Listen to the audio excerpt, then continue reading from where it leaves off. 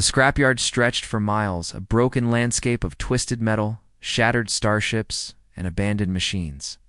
Rust ate at everything it touched, and jagged edges of alien technology protruded like the bones of dead giants.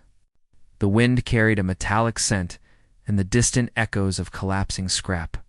Among the ruins, a small figure lay unmoving. She was no larger than a human teenager, with delicate features marred by dirt and scratches. Her skin was a soft pale blue, and her hair shimmered with a faint silver light. Her eyes, bright purple and wide with fear, scanned the scrapyard as if searching for something that would never come. Lyra had been left here by her own family. Once respected in her society for her intelligence, she was now considered a burden because she could not walk. Her body refused her, and her legs would not move no matter how hard she tried. Her family, powerful figures in their alien world, had abandoned her, leaving her among the wrecks as though she were already dead. They had told themselves it was mercy, that survival was not meant for the weak. But Lyra was neither weak nor ready to die. Her small hands trembled as she pressed against the cold metal beneath her. She tried to move, to crawl, to drag herself toward some imagined safety, but the scrapyard offered no comfort. The machines were silent, the starships were broken, and the wind only whispered of loneliness. Every day she whispered her pleas, hoping someone would hear, though she knew no one from her world would come. It was in this silence that the sound of movement startled her. Footsteps, slow, cautious, deliberate code across the metal plains. Lyra froze. Humans were rare on this planet. Most were explorers, scavengers, or curious scientists, but few lingered long enough to help anyone. Many of them feared alien societies and carried weapons. She had learned to hide from strangers, knowing that some humans might take advantage of her vulnerability. Jack appeared from behind a pile of twisted metal, a human man in simple scavenger attire. His eyes scanned the scrapyard carefully, reflecting a mix of curiosity and caution. He was here to find rare alien tech, not to rescue a paralyzed girl. But as he walked closer, he noticed her a tiny figure trapped beneath a bent metal beam. At first, he thought she was a machine, a lifeless automaton left among the wrecks. But then he saw the fear in her eyes, the faint quiver of her lips, as she whispered something too soft to understand. Jack approached slowly, kneeling a safe distance away. "Hey," he said, his voice calm and steady. "I'm not going to hurt you." He did not move too quickly, aware that sudden gestures could frighten her. Lyra's eyes widened even more. Her instincts screamed that humans were dangerous, that she must protect herself. But something in Jack's posture, the gentleness in his tone, made her hesitate. She tried to speak, to warn him to stay away, but the words came out as barely audible sounds. Jack leaned closer, tilting his head, studying her carefully. "I can help you," he said softly. "I can get you out from under that metal. Can you trust me?" Her body wanted to resist, to stay hidden, but her mind told her there was no one else. Slowly she nodded, just enough for him to see. Jack smiled faintly and knelt beside the bent beam. Using a combination of strength and careful leverage, he lifted the heavy metal just enough for Lyra to move her upper body. She tried to crawl out, but her legs did not respond. Jack quickly grabbed a nearby piece of scrap and fashioned a crude stretcher. "Hold still," he instructed. With careful hands, he lifted her onto it. Lyra's heart pounded, not just from fear but from disbelief. Someone, a human no less, had come to save her, as he carried her toward his ship. She whispered fragments of her story, broken and uneven.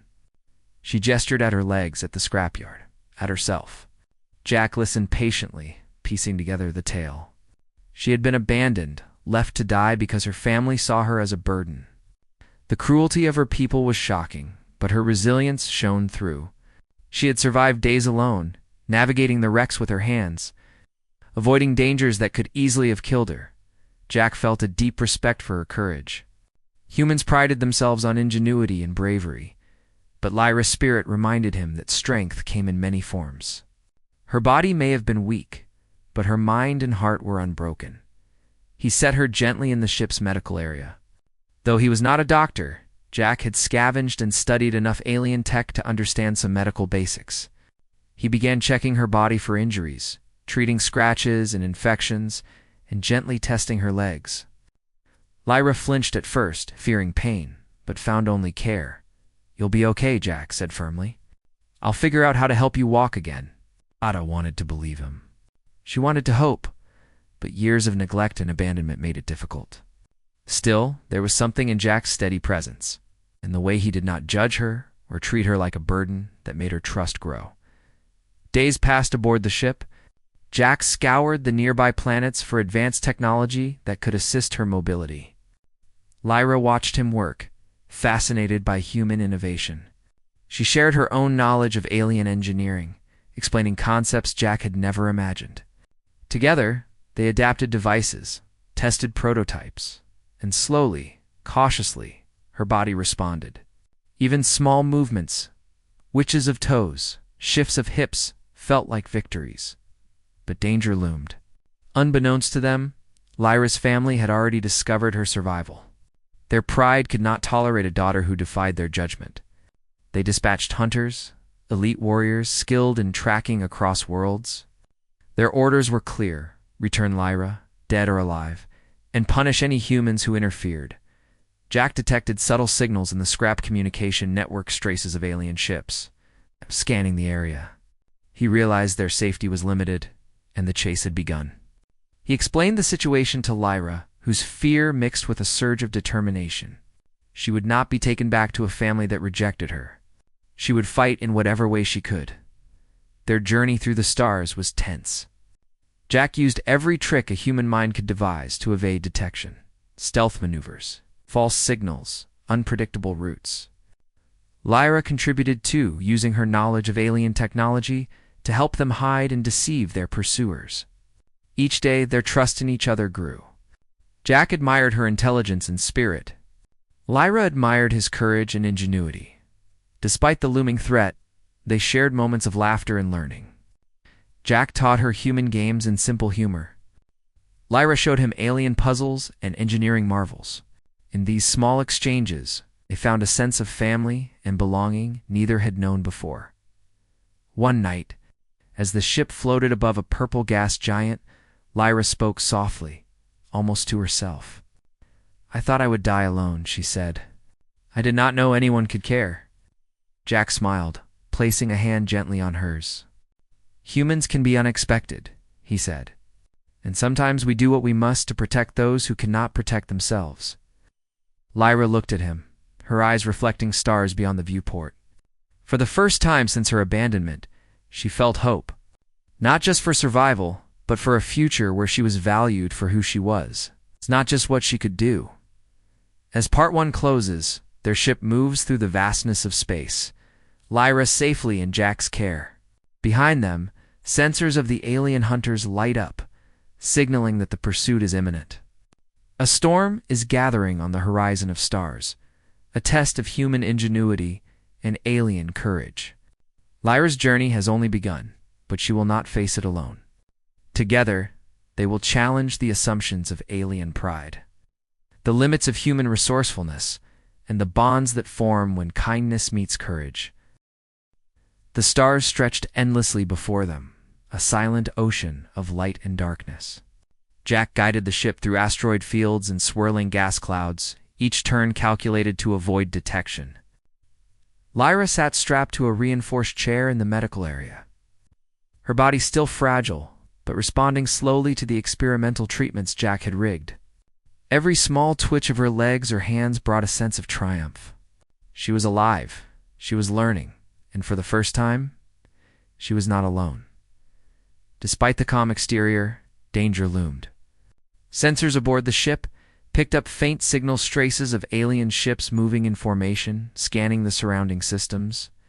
Lyra's family had sent hunters, elite warriors trained to track and capture even the cleverest prey. They did not expect Jack to challenge them, but humans were unpredictable, and unpredictability was an advantage.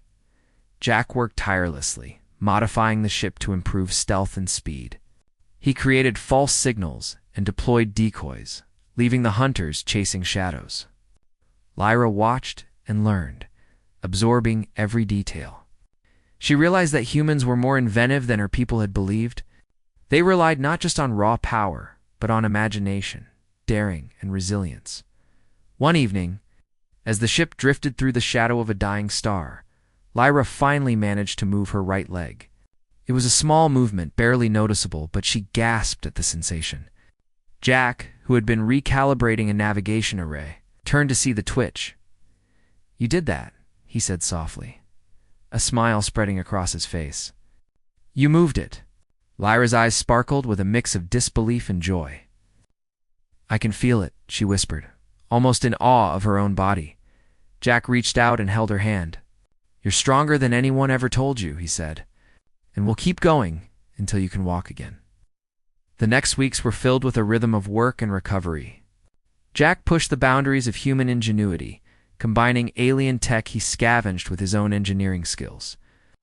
Lyra, in turn, offered insights into alien mechanics, helping him improve the devices. Together, they created a system of braces and neural stimulators that allowed her to support her own weight with assistance. Each day was a battle, each small success a victory against the neglect she had suffered, but the hunters were closing in. Jack noticed patterns in their approach, predictable scans, formations, and timing. Using human intuition and experience from countless space chases, he devised a counter-strategy. He taught Lyra to anticipate moves, to understand the sensors, and to manipulate the environment. She was learning the human way of thinking, a combination of courage, creativity, and instinct. When the hunters finally arrived in the system, they were confident of victory. Their ships glimmered in the darkness, advanced and imposing. Lyra's family had expected the human to flee or surrender. They did not account for the bond that had formed between the human and the alien girl, nor for the ingenuity of a species willing to risk everything to protect one life. The first encounter was tense. Jack piloted the ship through a dense asteroid field, using the rocks as cover. The hunters followed, their sensors scanning, their weapons ready. Lyra, strapped into her seat, guided him using her knowledge of alien technology. She identified weak points in the enemy ship's shields, suggested maneuvers based on gravitational anomalies, and predicted their tactics with uncanny precision. Jack smiled in admiration. "You've got a sharper mind than most humans I know," he said. "We make a good team." Lyra nodded, a small smile on her face. "I am learning from you too," she admitted. The hunters fired beams of energy slicing through space. Jack twisted the ship, narrowly avoiding destruction, while Lyra directed countermeasures. They set traps, turning asteroids into obstacles that disabled the pursuers' engines without harming the pilots. With each move, the human-alien duo proved that courage, intelligence, and trust could outmatch raw power. After the battle, they landed on a small, deserted planet to rest. Lyra's legs were sore but stronger. She could now support herself with the braces, and even take small steps with Jack's guidance. She laughed when she managed to take her first few steps alone, her laughter echoing across the barren landscape.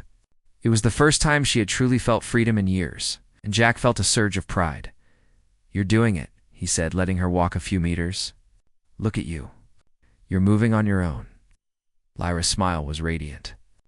"I never thought I could again." As they continued their journey, they shared stories of their worlds. Jack spoke of Earth, of its oceans, forests, and cities. Lyra spoke of her home planet, of towering spires, floating gardens, and complex machines that mirrored life itself.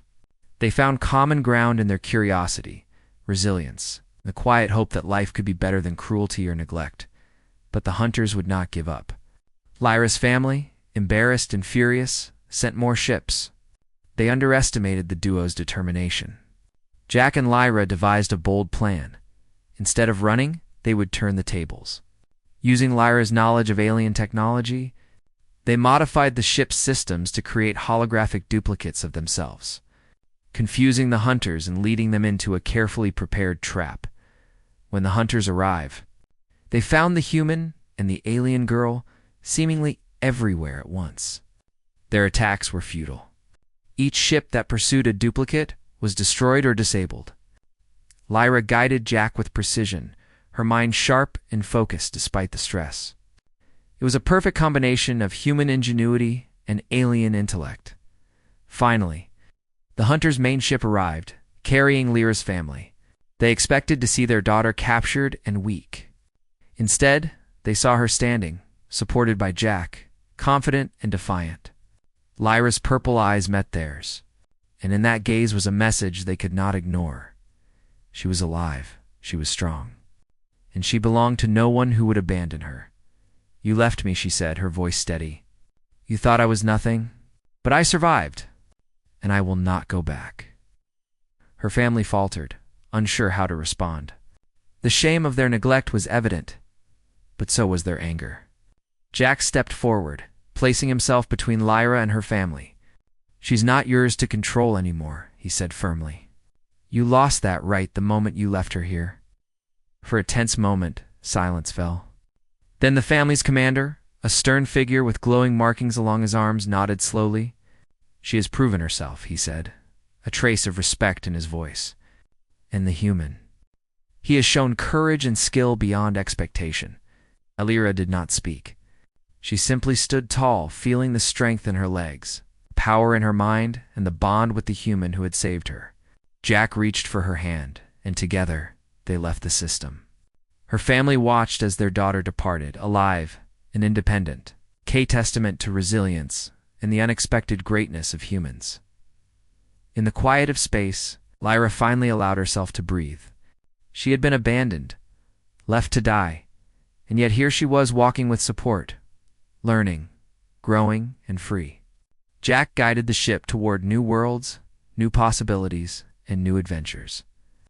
They would face challenges ahead, but they would face them together. Lyra turned to Jack, her voice soft but filled with determination. "I want to see the stars. All of them. And I want to learn everything I can." Jack smiled.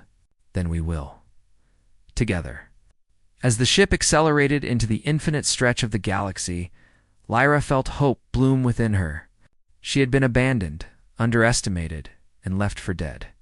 But now, with a human by her side, she understood that survival was only the beginning. Courage, ingenuity, and trust could change everything. And in that realization, she found not just safety, but purpose, strength, and the unshakable truth that humans unexpected, inventive, and brave were capable of greatness beyond measure. The hunters would learn.